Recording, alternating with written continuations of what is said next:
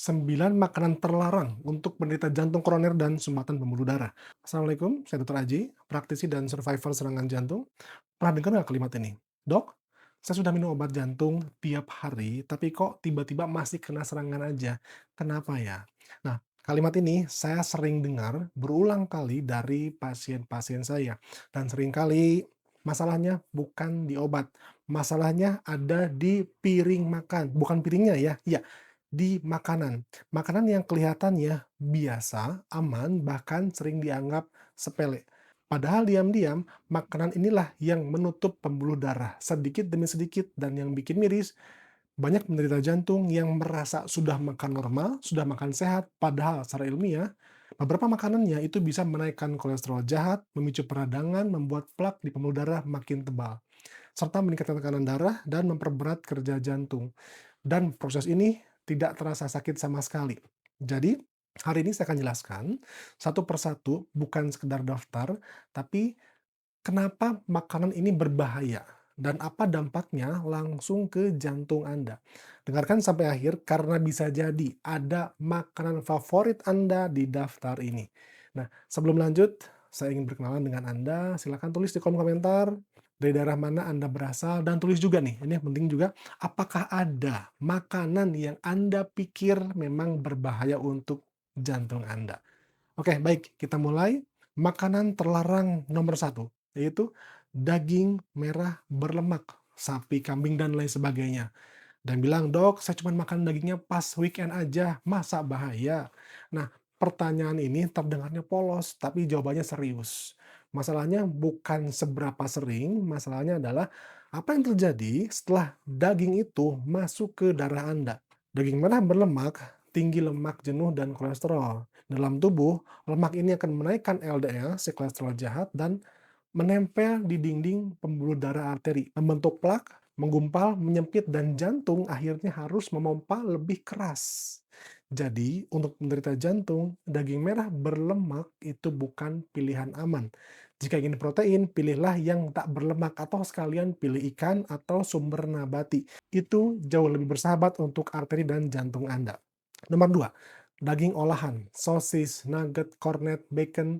Makanan ini praktis, tinggal goreng, siap makan, tapi justru itulah masalahnya. Yang cepat di lidah seringkali pelan membunuh pembuluh darah kita. Daging olahan mengandung natrium yang tinggi, pengawet, dan lemak trans tersembunyi seperti tadi ya. Kombinasi ini memicu tadi tekanan darah yang naik, darah lebih mudah menggumpal, dan risiko serangan jantung jadi meningkat. Jadi untuk penderita jantung, daging olahan harus masuk daftar hitam. Lebih baik repot sedikit daripada menyesal di ICU. Nomor 3, gorengan. Nah ini, siapa yang bisa nolak? Gorengan panas, baru digoreng, renyah, gurih, kriuk, enak. Ngebayanginnya aja kadang kita sudah mengiler, ya nggak gitu? Belum lagi harganya murah, tapi gorengan punya sisi gelap yang orang jarang sadari atau jarang pedulikan. Minyak yang dipakai itu berulang kali biasanya dan berubah menjadi lemak trans juga. Lemak ini tadi merusak dinding pembuluh darah, mempercepat aterosklerosis, membuat plak makin keras, pembuluh darah jadi kaku, air darahnya sempit, jantung yang sudah bermasalah. Gorengan itu bukan cemilan, tapi tambahan beban. Jadi hindari gorengannya. Nomor 4, makanan cepat saji. Burger, pizza, hotdog, ayam crispy. Rasanya gimana? Enak. Kenyang? Ya. Tapi jantung Anda harus bayar mahal. Fast food adalah paket lengkap, lemak jenuhnya tinggi, garamnya tinggi, gula tersembunyinya ada, radikal bebasnya pun ada. Hasilnya, trigliseridnya naik tadi, tekanan darahnya juga melonjak, pembuluh darah makin sempit, jantungnya jangan ditanya, makin payah. Jadi kalau jantung Anda sudah ngasih sinyal bahaya, makanan cepat saji bukan lagi pilihan untuk Anda. Nomor 5, makanan kaleng. Iya memang, praktis tinggal dipanaskan, tapi beresiko. Yang praktis biasanya ada pengawet dan garam. Garam natrium yang berlebihan menyebabkan cairan tertahan di tubuh. Natrium narik cairan. Jadi tekanan darahnya ikut naik hingga jantungnya bekerja lebih berat lagi. Pada penderita jantung, ini bisa memperparah sesak. Jadi makanan yang segar selalu lebih aman daripada yang tahan berbulan-bulan. Nomor 6, produk susu full fat. Susunya sendiri, keju, mentega, krim, dan lain sebagainya. Kelihatannya sehat, terlihat bergizi, betul nggak? Nah, tergantung sebetulnya, tergantung siapa yang mengkonsumsinya. Produk susu full fat itu menaikkan LDL, menurunkan HDL. Yang jahat naik, yang baik turun.